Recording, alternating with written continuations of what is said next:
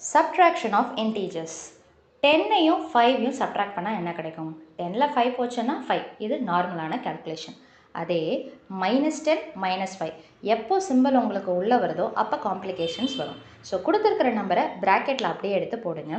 5க்கு உண்டான simple minus, அந்த மைனஸுக்கு முன்னாடி ஒரு மைனஸ் இருக்குது. ஸோ ரெண்டு சிம்பிள் பக்கத்தில் வந்ததுன்னா அதை ஒன்றா ஆக்கிடணும். ஸோ ஒன்றா ஆக்கும்போது என்ன கான்செப்ட் வரும்னு பார்த்தீங்கன்னா, மைனஸ் இன்ட்டு மைனஸ் என்ன வந்துடும்னு பார்த்தீங்கன்னா ப்ளஸ்ஸு.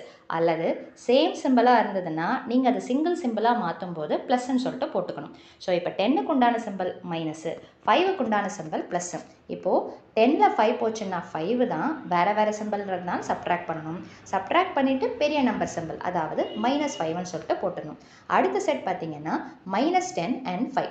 அதே மாதிரி ப்ராக்கெட்டில் எடுத்து போடுறோம். இங்கே 5க்கு எந்த சிம்பிளுமே இல்லை தான், ஆனால் என்னென்னு அர்த்தம்? ப்ளஸ்ன்னு சொல்லிட்டு அர்த்தம்.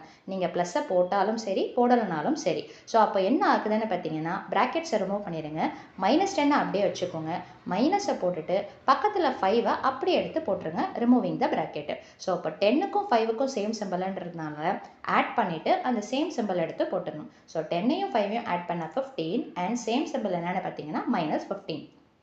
அடுத்த நம்பர் பாருங்கள், 10ஐயும் -5ஐயும் சப்ட்ராக்ட் பண்ணும். சேம் ப்ராசஸ் தான், ப்ராக்கெட்டில் போடுங்க, மைனஸை போடுங்க. 5க்கு முன்னாடி ஒரு மைனஸ், அதுக்கு முன்னாடி ஒரு மைனஸ் வரதுனால மைனஸையும் சேர்க்கும்போது, ஒரே சிம்பிளை சேர்க்கும்போது ஆன்சர் என்ன சிம்பிளாக மாறும்? ப்ளஸ்ன்னு சொல்லிட்டு மாறும். இப்போ 10ம் 5ம் ஒரே சிம்பிளாக இருக்கிறதுனால ஆட் பண்ணுங்கள். 10 + 5 is 15. ஆட் பண்ணிவிட்டு அந்த சேம் சிம்பிள் எடுத்து போடணும். சம்மு நம்பர் எல்லாமே ஒரே நம்பர் தான், ஆனால் ஆன்சர் பார்த்தீங்கன்னா மைனஸ் ப்ளஸில் மாறி மாறி வரும்.